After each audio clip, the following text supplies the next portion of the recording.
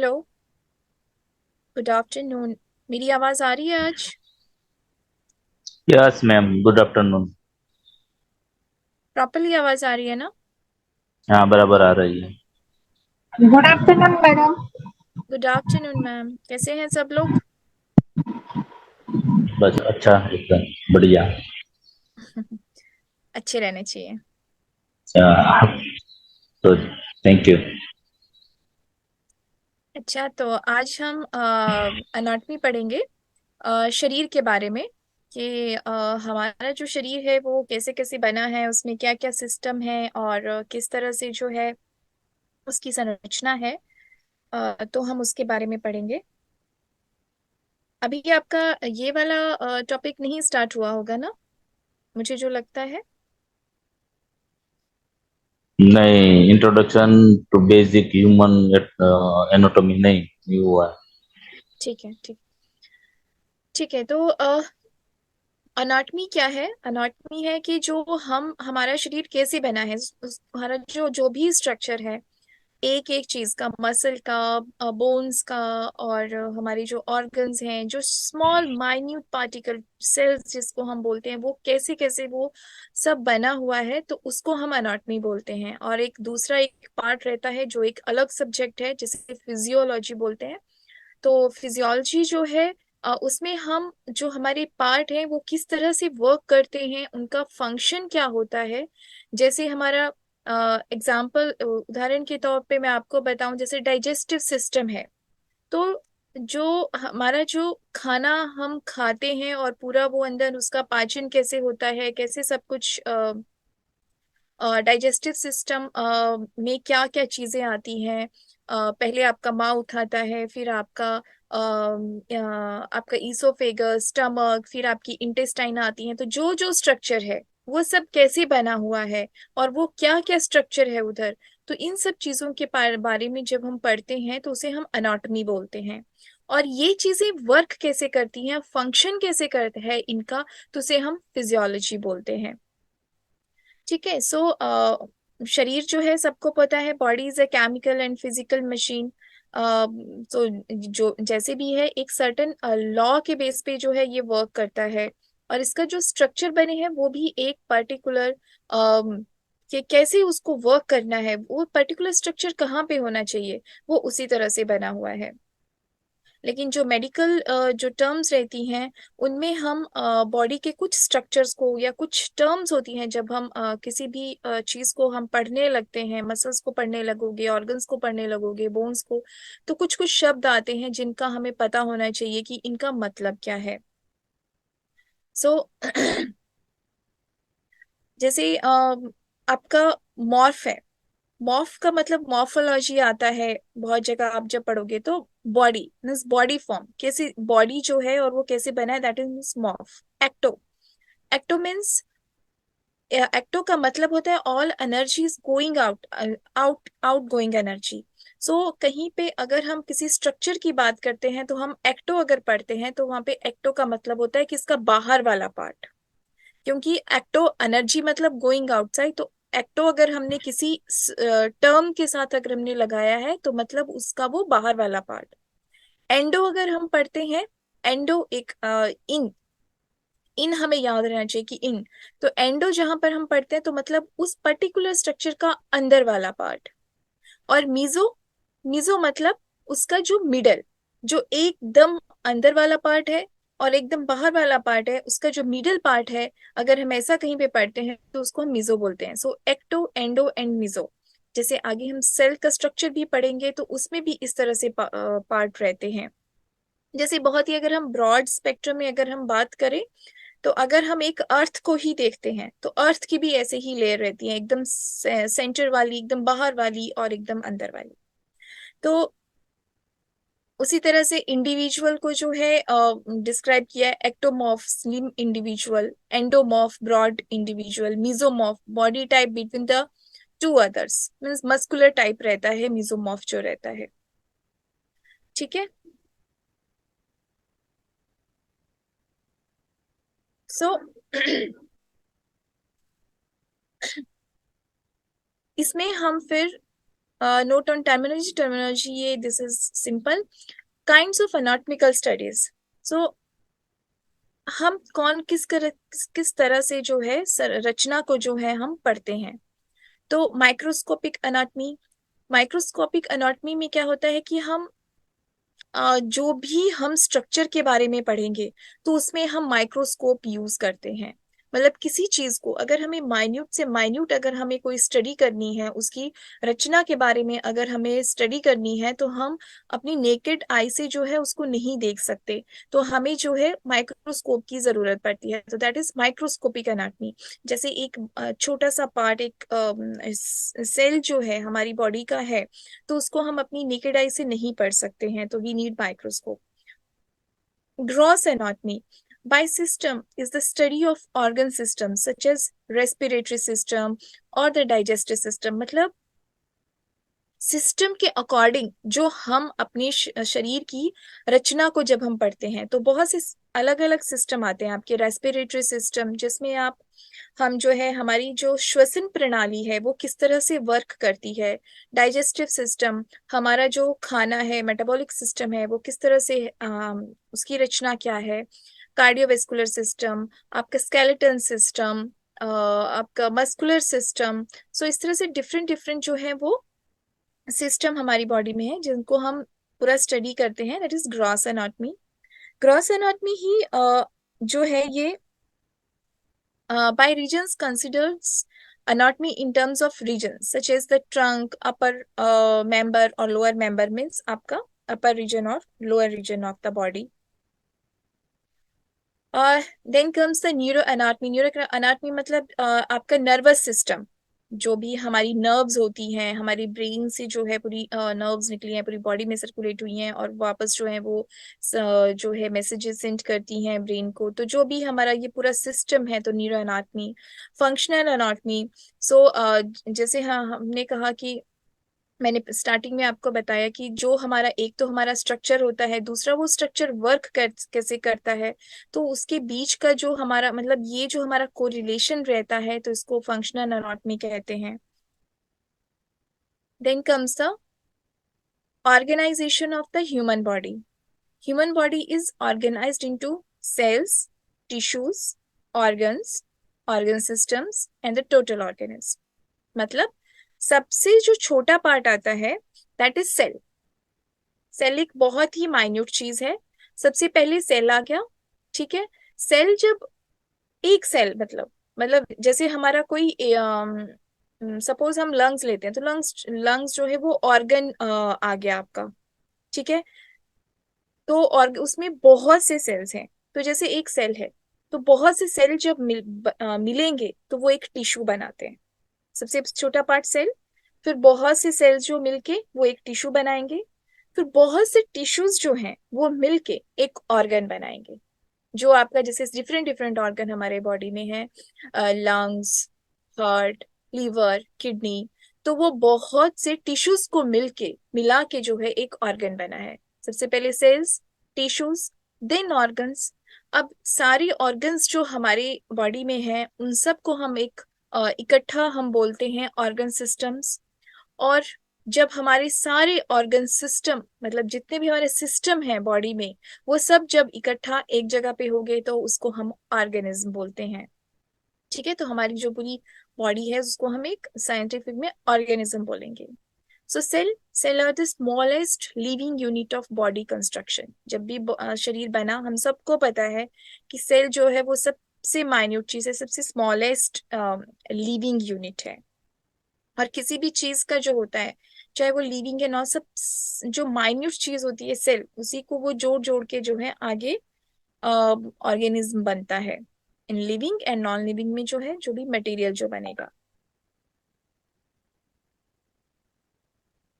Fine. Then tissue is a grouping of like cells working together. Example are muscle tissue and nervous tissue. So मैंने आपको पहले बताया कि बहुत से सेल्स जो है मिलके जो है टिश्यू बनते हैं. लेकिन जब एक पर्टिकुलर जो है टिश्यू बनता है तो उसमें सिमिलर, क्योंकि सेल्स बहुत तरह के होते हैं, जो हमारी मसल्स बनती हैं वो डिफरेंट टाइप्स ऑफ सेल से बनेंगे, जो हमारे टेंडन्स और हमारे जो नर्वस टिश्यू रहते हैं वो डिफरेंट टाइप्स ऑफ सेल्स होंगे। तो जब एक तरह के सेल्स जो है आपस में सब मिलते हैं तब टिश्यू बनता है। फिर ऑर्गन आ गया। Organ is a structure composed of several different tissues performing a particular function. Examples include the lungs and the heart.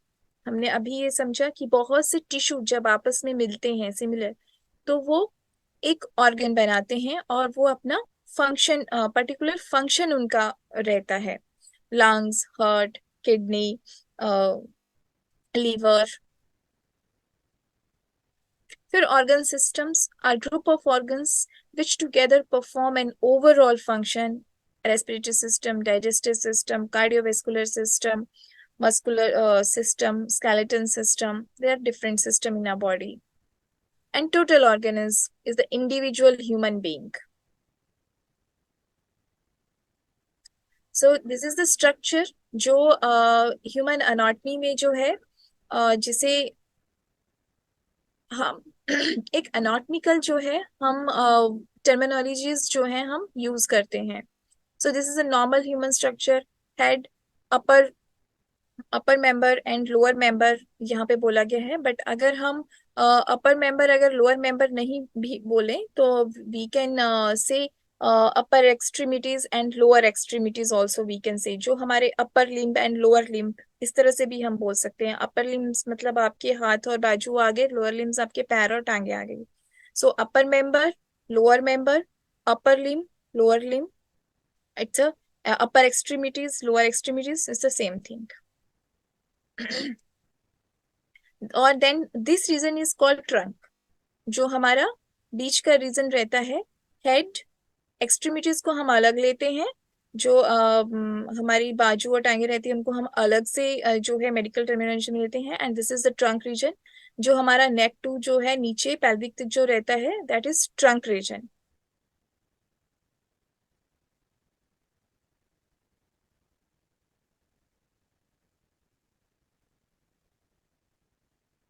Fine. So this the ये वही है एक्सप्लेनेशन जो हमने अभी पढ़ा कि back and trunk. So torso includes the back and trunk, the trunk includes the thorax. मतलब जो जो पार्ट्स जो हैं वो इंक्लूड होते हैं हमारे जो हम टर्मिनोलॉजीज यूज करते हैं कि अगर लोअर एक्सट्रीमिटीज, लोअर मेंबर अगर हमने यूज किया है तो उसमें आपका हिप, बटक्स, थाई, आपकी लेग, एंकल, टोज, फुट, ये वाले जो है ये सारे पार्ट जो है आपके लोअर एक्सट्रीमिटीज। अपर मेंबर में जो है आपके हैंड और फुल आर्म आ जाता है। देन आपके हेड रीजन में जो है आपका कंप्लीट जो है वो हेड आपका कवर होता है टिल नेक। देन ट्रंक में जो है आपका फ्रंट एंड बैक ये दोनों कवर होता है। फ्रंट में आपका थोरेक्स और एब्डोमेन। थोरेक्स मतलब जो आपका ये चेस्ट पार्ट रहता है उसको हम मेडिकल में इसमें थोरेक्स बोलेंगे, और जो आपका पूरा जो हम नॉर्मल भाषा में बोलते हैं कि पेट, स्टमक, तो उसको हम एब्डोमेन बोलेंगे यहाँ पे। और जो हमारा बैक पार्ट है उसमें आपका पूरा जो हमारा बैक रहता है वो इसमें इंक्लूड होगा।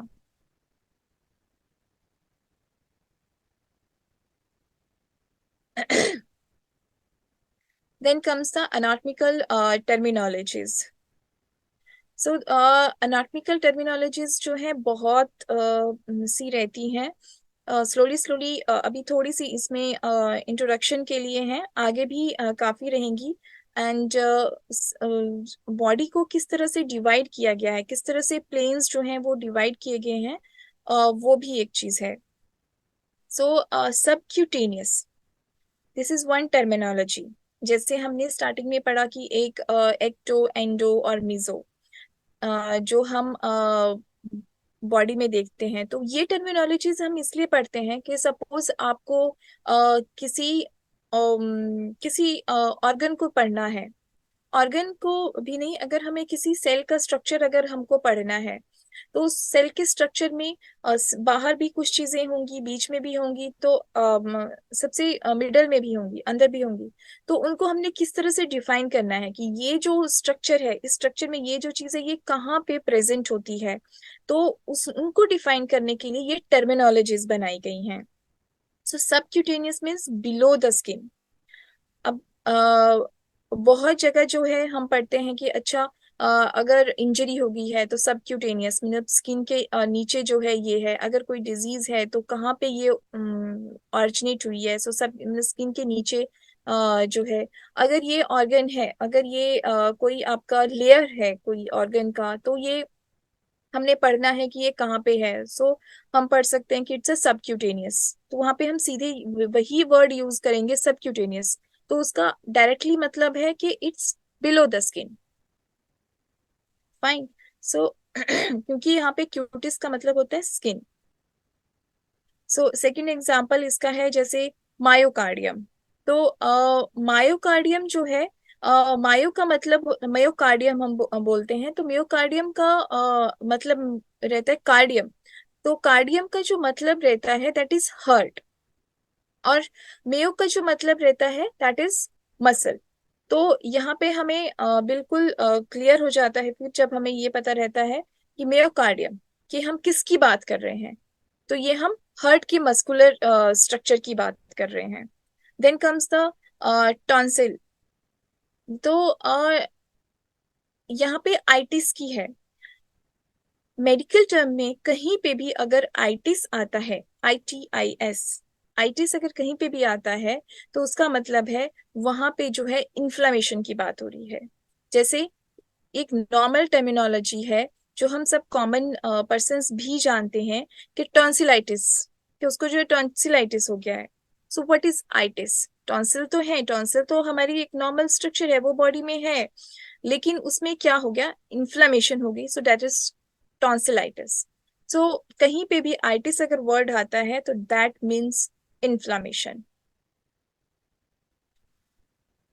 Now comes the anatomical position, जो हमारा जो है मेन चीज है। So, anatomical position is an artificial posture of the human body. This position is used as a standard reference throughout the medical profession. ठीक है, we always speak to the parts of the body as if the body were in the anatomical position. This is true regardless of what position the body is actually in. So, ये हमको position इसलिए पढ़नी होती है क्योंकि जब भी हम कुछ स्ट्रक्चर हम पढ़ेंगे तो वो हमें अनाटॉमिकल पोजीशन पता होनी चाहिए कि ये जो स्ट्रक्चर है ये आपका लेटरल में आता है या मीडियल में आता है या मिडल में है, या फिर ये सुपीरियर है, या ये जो है इंफीरियर है, या फिर दूसरे प्लेन्स के अकॉर्डिंग हम सैजिटल प्लेन पढ़ते हैं और हॉरिजॉन्टल प्लेन पढ़ते हैं। सो वो फर्दर मैं आपको बताती हूँ। दीज आर द प्लेन्स जिसे हम पढ़ते हैं एनाटॉमिकल में। और ये हम इसलिए करते हैं कि सपोज हमने एक ऑर्गन की स्टडी करनी है, तो उस ऑर्गन का जो अपर पार्ट होगा, हमने उसको किस तरह से लिया। हमने उसको सेजिटल प्लेन में कट किया, या हमने उसको हॉरिजॉन्टल प्लेन में कट किया, या हमने उसका फ्रंट और बैक हमने कैसे देखा। तो उसके जो है sagittal plane. So first structure is this is the sagittal plane, जो आपके मिडिल ऑफ बॉडी से जो है वो हम जब डिवाइड करते हैं बॉडी को, so this is sagittal plane. ठीक है, तो इसमें क्या है, the planes are vertical planes that pass through the body from front to back. The median or mid sagittal plane is the vertical plane that divides the body into right and left halves. So ये जो sagittal plane रहता है ये body को जो है right और left to halves में जो है ये डिवाइड करता है. Then comes horizontal plane.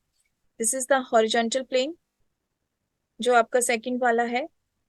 इसमें क्या है, हॉरिजॉन्टल. हॉरिजॉन्टल और वर्टिकल हमें पता है कि वर्टिकल जो है वो सीधा जो खड़ा हुआ रहता है, सीधी लाइन जो रहती है उसको वर्टिकल बोलते हैं, vertical plane.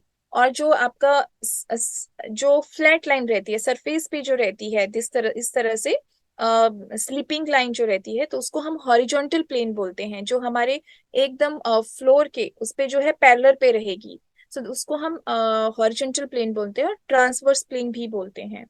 They are perpendicular to both the sagittal and frontal planes.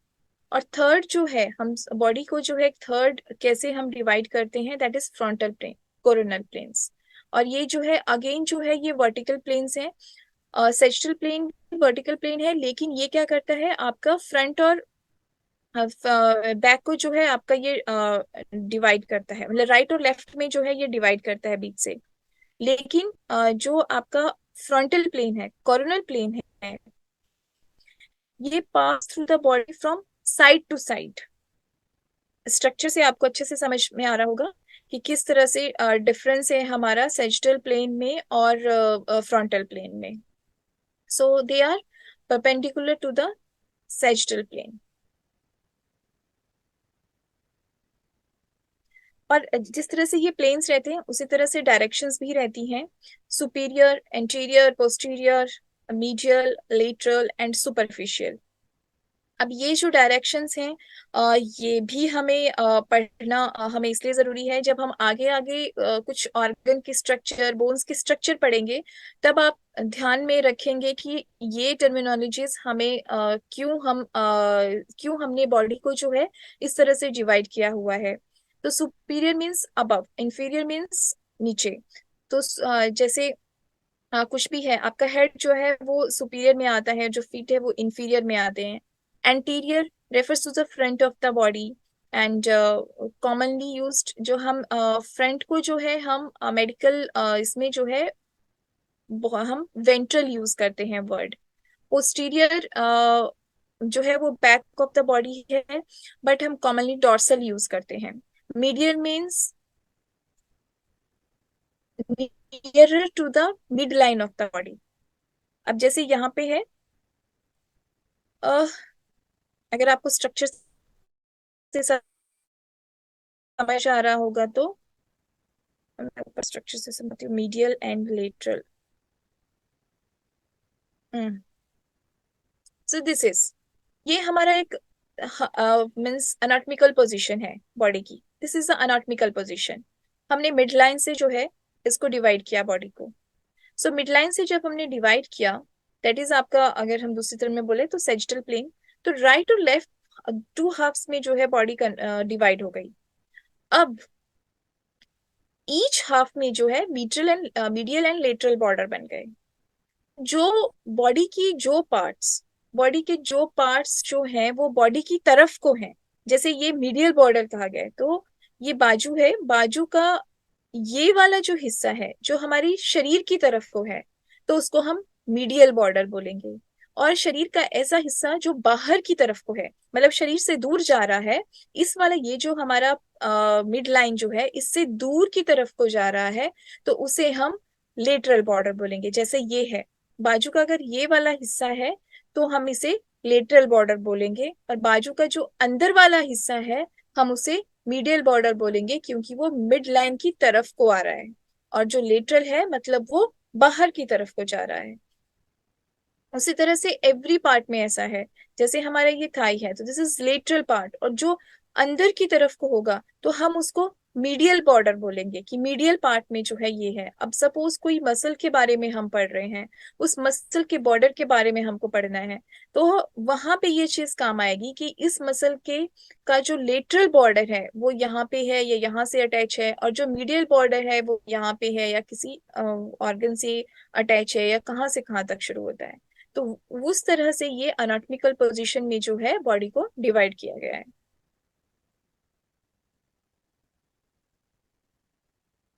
So these are three planes: sagittal, horizontal and frontal plane.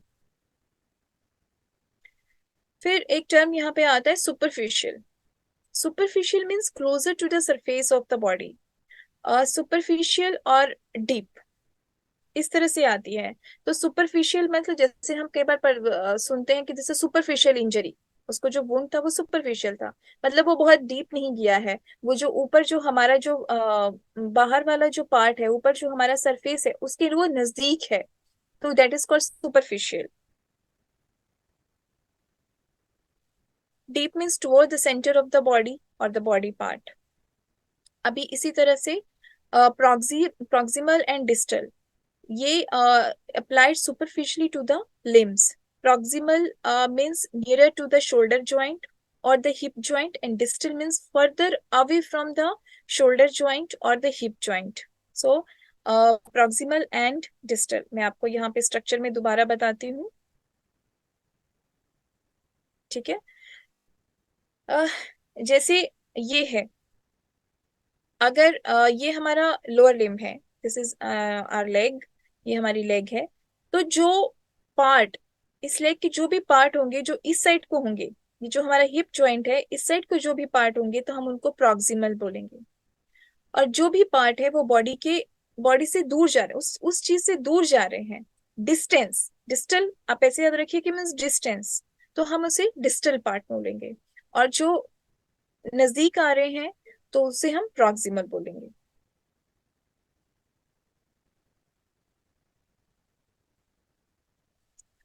Okay. और उसी तरह से आगे जो है जो यहाँ पे just these are just example कि हमारी जो है मसल्स के नाम, बोन्स के नाम, तो बहुत से बोन्स मसल्स उनके नाम जो है स्ट्रक्चर पे रखे गए हैं, और बहुत से बोन्स और मसल्स उनके नाम जो है फंक्शंस पे रखे गए हैं। So there this is a lateral part कि हम लेटर पार्ट में ये हमें पता लग ही जाएगा। जैसे एक छोटा एक दो एग्जांपल है, ट्रेपेजियस मसल अगर हम बोलते हैं, तो ये क्यों बोल हमने उसको ट्रेपेजियस मसल बोला है, क्योंकि उसका जो शेप रहता है वो ट्रेपजॉइड शेप्ड है, लाइक रेक्टेंगल शेप रहता है, तो इसलिए उसको ट्रेपेजियस मसल बोला है। तो कई बार बहुत से मसल्स के नाम या फिर आपके बहुत से ऑर्गन्स के नाम उनके फंक्शंस या उनकी शेप के अकॉर्डिंग जो है, या फिर दूसरा कुछ है उनके अकॉर्डिंग रखे गए हैं। So now the cell introduction, जो हमारा सबसे इम्पोर्टेंट पार्ट जिससे हमारी बॉडी का बनना जो है शुरू हुआ, cell. We will study the anatomy of the cell. So cell is the microscopic unit, so इसके लिए हमें माइक्रोस्कोपिक अनाटमी चाहिए होती है। So as a typical animal cell is illustrated. Typical animal cell मतलब हमें पता है कि जो दूसरे हमारे प्लांट सेल्स जो रहते हैं वो डिफरेंट रहते हैं, जो भी है, और एनिमल सेल्स जो है हमारे वो डिफरेंट रहते हैं।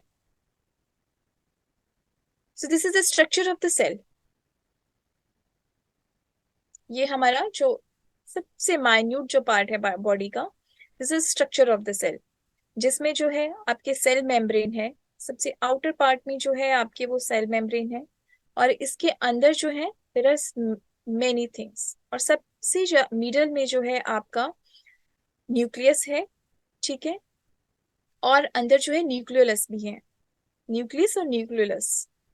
Then comes the nuclear membrane, जो न्यूक्लियस के आउटसाइड की जो परत है, मेम्ब्रेन मतलब उसका जो सुपर, उसके जो बाहर वाली जो कवरिंग है, आप परत समझ लीजिए, तो वो जो है न्यूक्लियस मेम्ब्रेन है। और न्यूक्लियस जो है वो सबसे मिडिल वाला स्ट्रक्चर, मतलब वो क्या करता है, वो उसको रेगुलेट कर रहा है उस चीज को। और दूसरी बहुत सी चीजें इसमें हैं, सेल में साइटोप्लाज्म जो भी एक फ्लूइड रहता है, Golgi apparatus, centrioles, endoplasmic reticulum, इस तरह का जो स्ट्रक्चर रहेगा दैट इज एंडोप्लाज्मिक रेटिकुलम। और ये जो स्ट्रक्चर है ये हमको आना चाहिए। आप इस स्ट्रक्चर को अगर आप ऑनलाइन भी देखोगे तो आपको बहुत अच्छे फॉर्म में भी ये स्ट्रक्चर मिल जाएगा, कलरफुल भी आपको ये स्ट्रक्चर मिल जाएगा। ये स्ट्रक्चर हमें लर्न होना चाहिए, हमें आना चाहिए कि ये क्या क्या जो है, सेल का स्ट्रक्चर कैसे होता है, इसके अंदर कौन कौन सी चीजें होती हैं, तो उन चीजों के बारे में भी हम इंडिविजुअल पढ़ेंगे। तो न्यूक्लियस, सो न्यूक्लियस जो है वो सबसे मेजर रोल जो है वो प्ले करता है सेल स्ट्रक्चर में। Information is stored in the nucleus and distributed to guide the life processes of the cell. This information is means nucleus जो है ना वो सेल का ड्राइवर है, कि आपने कैसे वर्क करना है, कैसे क्या करना है, बड़ा हो रहा है, और मैसेजेस क्या कहाँ पे कैसे रिएक्ट करना है, तो वो न्यूक्लियस जो है वो सब चीजें हैंडल करता है। Two type of structures found in the nucleus are chromosomes and nucleoli. Chromosomes can be seen clearly only during cell divisions. Chromosomes are composed of both nucleic acid and protein. So this is the composition of the nucleus. जो nucleus जो है वो आपका उसमें क्या होता है और वो किन किन चीजों से बना हुआ है। Then comes the cell membrane. The cell membrane surrounds and separates the cell from its environment. Cell membrane allows certain material to pass through it as they enter or leave the cell. तो cell membrane जो है वो बाहर वाली covering है, ठीक है, और कवरिंग होना बहुत जरूरी है। नहीं तो क्या होगा, हमारे शरीर में कोई बैरियर ही नहीं होगा। इधर की चीज जो है वो किसी भी अपने पार्ट दूसरे पार्ट में जो है वो जाती रहेगी। हमारे शरीर में पर्टिकुलर बैरियर्स हैं, तभी जो है हर ऑर्गन सिस्टम, हर टिश्यू, हर सेल जो है अपना अपना एक पार्ट जो है फंक्शन जो है वो अच्छे से प्ले कर रहा है। तो जो मेम्ब्रेन है वो ये काम करती है कि वो एक पर्टिकुलर जो जिस चीज की उसको जरूरत है उसी चीज को वो अंदर अलाउ करती है, बाकियों को जो है वो बाहर में ही रोक देती है, जो एक सेल मेम्ब्रेन का काम है। Now comes the cytoplasm, the semi-fluid found inside the cell but outside the nucleus is called cytoplasm. जो ये जो रहता है, दिस इज द जो आपको बिल्कुल स्मॉल स्मॉल डॉट्स में जो दिख रहा है वो एक फ्लूइड है, क्योंकि ये सब जो सेल की जो स्ट्रक्चर है इन सबको अंदर रहना है, इनको लाइफ भी रहना है, तो इनको एक एनवायरनमेंट चाहिए अंदर रहने के लिए, एवरीथिंग दे नीड। तो वो सब जो है साइटोप्लाज्म जो है इनको देता है। Then comes mitochondria. माइटोकॉन्ड्रिया जो है उसको हम सेल का पावर हाउस बोलते हैं, ठीक है, क्योंकि सेल को जो भी एनर्जी मिलती है वो माइटोकॉन्ड्रिया से मिलती है। और सेल के जो भी फंक्शंस हैं, फंक्शन उसको क्या प्ले करने हैं, उसके लिए एनर्जी चाहिए, वो माइटोकॉन्ड्रिया ही देता है उसको। So mitochondria is a very very important part of the cell, इसीलिए इसको powerhouses of the cell बोला हुआ है। और एक माइटोकॉन्ड्रिया नहीं होते, माइटोकॉन्ड्रिया काफी होते हैं जो सेल स्ट्रक्चर रहता है, ठीक है। Endoplasmic reticulum. एंडोप्लाज्मिक रेटिकुलम जो है वो नेटवर्क रहता है, is a network of membranes, cavities and canals. यहाँ पे आपने स्ट्रक्चर में मैं दिखाया था, this is the endoplasmic reticulum. इस तरह से ये एक मतलब केनाल्स के जैसा जो है इसका जो है स्ट्रक्चर होता है एंडोप्लाज्मिक रेटिकुलम का। ये जो है transfer of materials from one part, तो एंडोप्लाज्मिक रेटिकुलम का वर्क क्या है इसमें, ये क्या करता है, कोई भी मटेरियल, कोई यूजफुल मटेरियल है उसको एक पार्ट से दूसरी पार्ट को जो है पहुंचाने में हेल्प करता है, क्योंकि सेल में जो भी स्ट्रक्चर है उनको जरूरत है, न्यूट्रिशन की जरूरत है, जैसे ह्यूमन बॉडी को खाने की जरूरत है, तो ये जो है अ, एक मतलब ये एक तरह से कोरियर डिलीवरी कर रहा है एक एक जगह से दूसरी जगह में। Then comes the ribosomes. Ribosomes are the protein factories of the cell, ठीक है। तो इस तरह से ना हम छोटी छोटी सिर्फ एक छोटे छोटे टर्मिनोलॉजी भी हम याद रखेंगे तो ये जो स्ट्रक्चर है जैसे माइटोकॉन्ड्रिया वो पावर हाउस है, एनर्जी दे रहे हैं सेल को, इनफ इतना ही हमें याद रखना बहुत काफी है। एंडोप्लाज्मिक रेटिकुलम क्या है, वो कोरियर का काम कर रहा है, एक चीज को यहाँ से लेकर उधर जो है दूसरे को ट्रांसफर कर रहा है। राइबोसोम्स वो क्या है, वो प्रोटीन है, वो प्रोटीन फैक्ट्री है सेल के लिए, क्योंकि प्रोटीन आपको चाहिए, आपको ग्रो करना है, बहुत सी चीजें हैं। तो they are composed of mainly of nucleic acid which help make proteins according to instructions provided by the genes, ठीक है। फिर सेंट्रियोल्स है। Centrioles help in the process of cell division. अब सेल को जो है वो डिवाइड भी होना है, अगर सेल्स जो है वो डिवाइड नहीं होंगे आगे तो आपका जो है वो एक ऑर्गेनिज्म फॉर्मेशन नहीं हो पाएगा। तो उसको डिवाइड होने में कौन सी चीज हेल्प कर रही है, हमारे सेंट्रियोल्स, जो सेल में जो सेंट्रियोल्स पार्ट है वो हेल्प कर रहे हैं। Then comes the lysosomes. Lysosomes are membrane-bound spheres which contain enzymes that can digest intracellular structures or bacteria. अब जो भी चीजें हैं, ठीक है, सब चीजें तो हमारे पास हैं, लेकिन अब हमें प्रोटेक्शन भी चाहिए।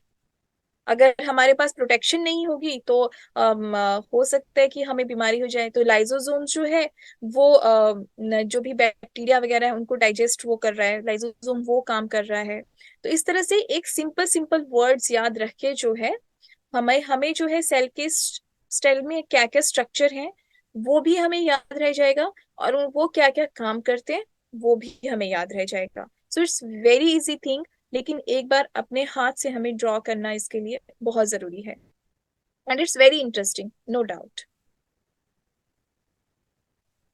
फिर सेल मल्टीप्लिकेशन, क्योंकि सेल को जो है वो डिवाइड करना है, नो डाउट।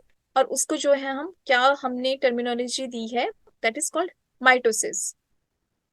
ठीक है, फिर हाइपरट्रॉफी, हाइपरप्लेजिया। तो हाइपरट्रॉफी हाइपरप्लेजिया जो है that is increase in size. Hypertrophy मतलब बहुत ही ज्यादा जो है साइज में जो है बड़ा हो गया, फिर सेल जो है अपने नॉर्मल साइज से बड़ा हो गया तो उसको हाइपरट्रॉफी बोलते हैं। हाइपरप्लेजिया, अगर जो है सेल के नंबर बहुत ज्यादा हो गए, एक तो आ गया साइज में ज्यादा, एक दूसरा आ गया नंबर में ज्यादा। अगर सेल अब बहुत ज्यादा नंबर में हो गया तो हाइपरप्लेजिया, क्योंकि बहुत सी डिजीजेज हैं जिसमें हाइपरट्रॉफी होती है, हाइपरप्लेजिया होता है। Then third terms is the atrophy, मतलब जहाँ पे क्या है आपका सेलुलर जो है मास वो जो है कम हो जाना शुरू हो जाता है, वही डिस्ट्रॉय वहां पे हो जाता है, तो उसको एट्रॉफी बोलते हैं।